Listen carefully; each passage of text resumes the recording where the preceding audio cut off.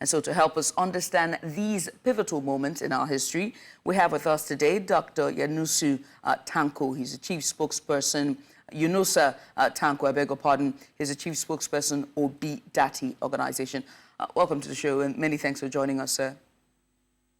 Thank you very much for having me. Good morning, Nigerians. Good morning. Good to have you. Let's get started and just talk about basically the key political and economic challenges that was faced by Nigeria during the First Republic.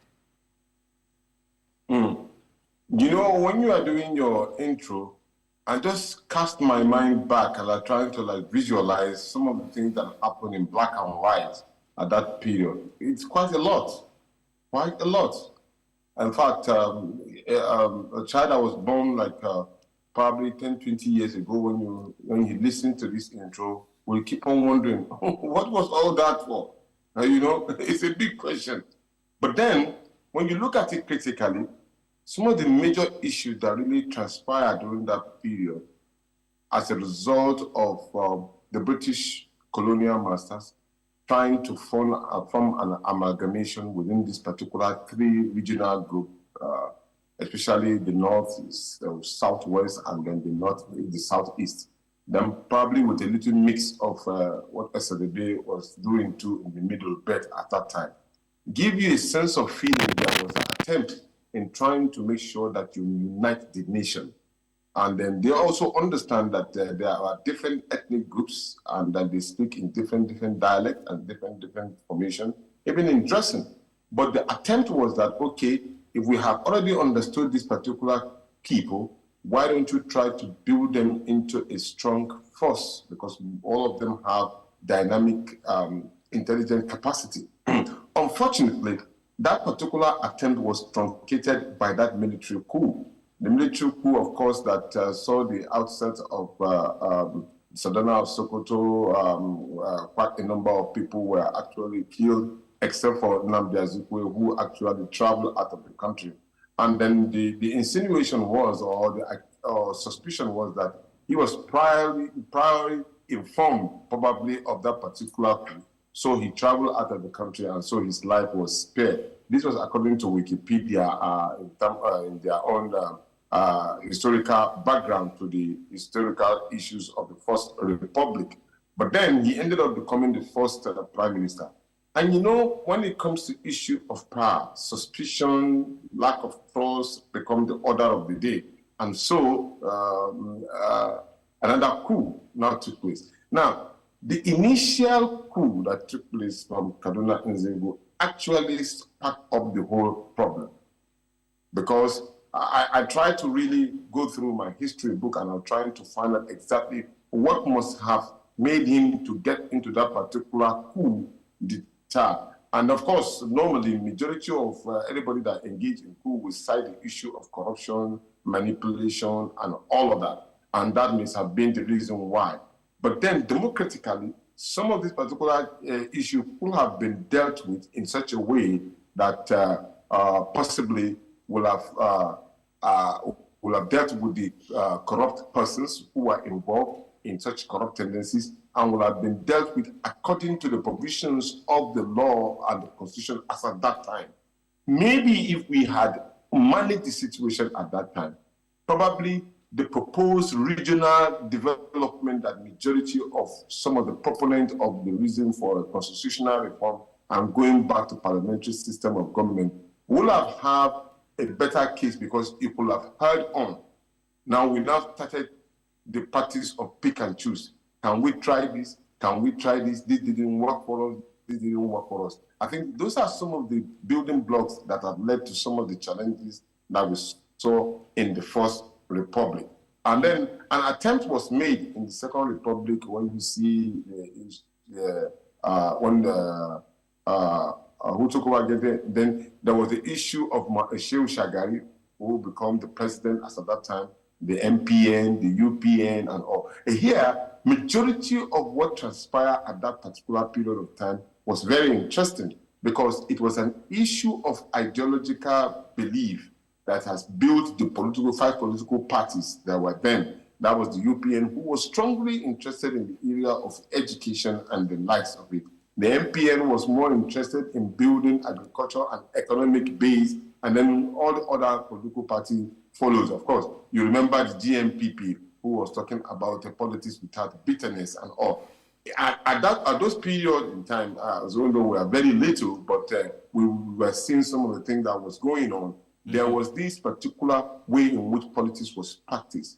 It was basically, when you go to rallies, you are not being sponsored, you are not being paid transportation money. You want to go to rallies and listen to the words of Obafemi Awolowo. You want to go and listen to Shehu Shagari talking about Nigerian agriculture and unity.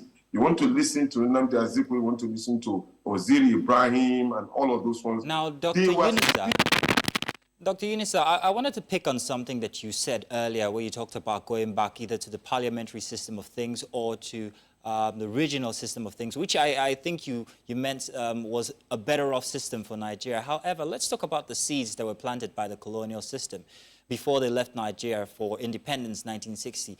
Do you think that these seeds might have been what we are suffering from right now when it comes to drawing the lines across tribal difference in Nigeria, favoring perhaps maybe one part of the country over the other? Because that seems to be the one thing that continued to reoccur. The first coup in the First Republic was actually stemmed from the fact that people were disenfranchised, or thought that they were, so there was a coup by northern soldiers, or at least it started with the northern soldiers' agitation. However, it was a failed attempt, but still led to a military system with Aguiyi Ironsi in power. So do you think that there is any responsibility to be placed on the colonial system just before 1960?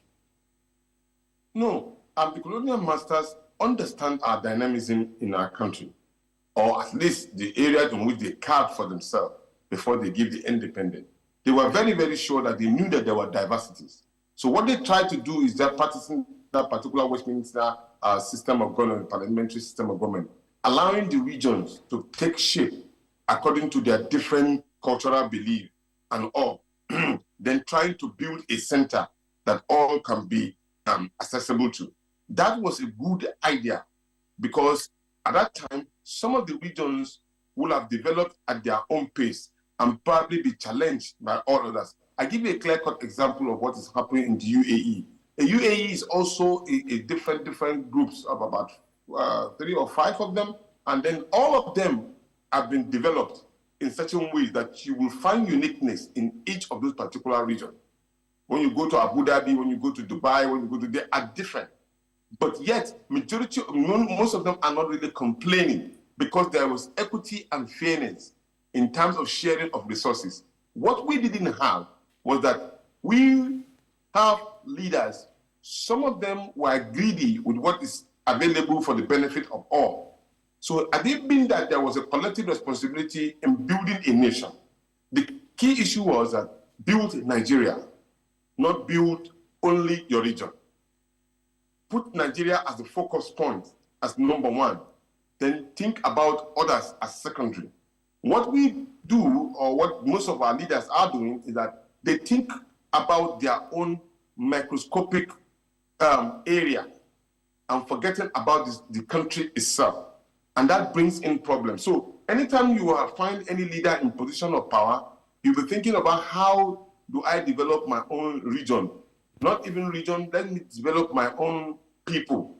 Not only my people, let me even develop my own house. So they go down the line only to their microscopic interests. But when you put the interest of the nation first, and you are contributing to the building of the nation, people will see, they all know that you are uniting the nation. Because what we need really as a country is uniting the nation, so that then everybody can now believe that we can work together. So every part that needs to be developed by any leader could be touched. That way it could have made a lot of sense. But unfortunately, they shoplift that particular attempt of building that united nation. Now, everybody is now looking out or yearning for his own particular person, my tribe, my religion, and all. And that has created a big problem for us as a nation.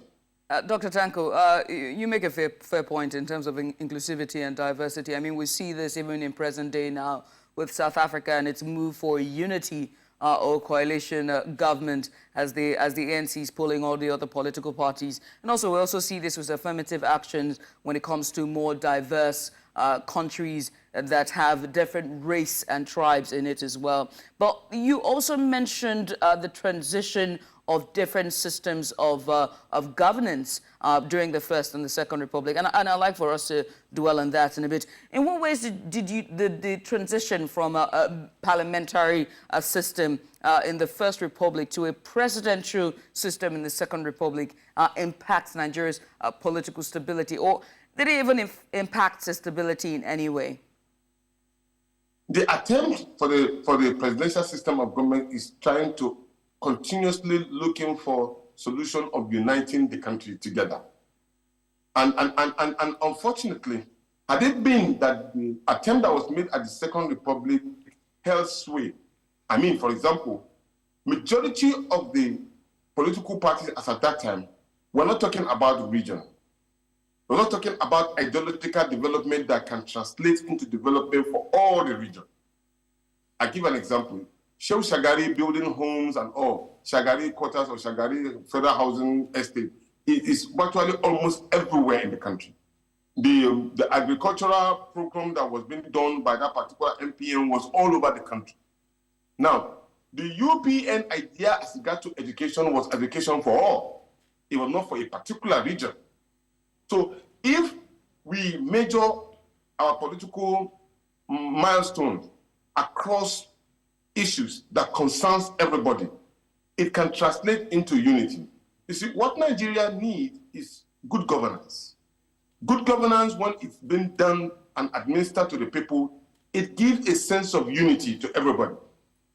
All right, if, Dr. for Tanko. example, oh, go ahead and finish that.